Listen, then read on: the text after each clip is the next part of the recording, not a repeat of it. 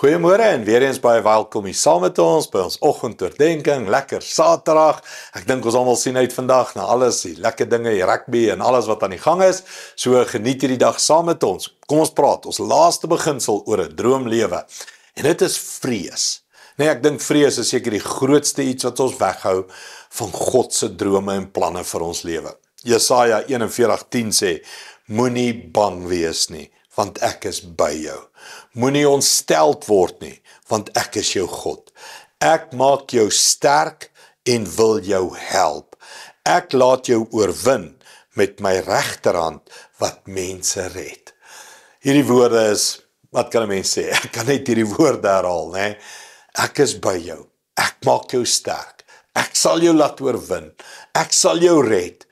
Mens, as jy opreg na God toe draai, oor elke vraag, oor elke challenge, oor elke uitdaging, as jy opreg na God toe draai, mens, hy sal deurkom vir jou. Jy sal oorwin. Ja, jy gaan dalk deur 'n dal van doodskade wees. Ja, jy gaan deur 'n moeilike seisoen. Ja, daar's challenges. Ja, Paulus word gegooi met klippe. Ja, Petrus het gesink toe hy loop op die water. Ja, Jesus het gesterf op die kruis. En so kan ek aanhou. Ja, daar is moeilike tye. Maar as jy vashou, intiem, opreg, eerlik in jou hart bid en smeek vir genade, krag, geloof, volharding, deursettingsvermoë, beloof God en sy woord jou, hy sal jou red. Mens, kom ons hou daaraan vas. Moenie vrees nie.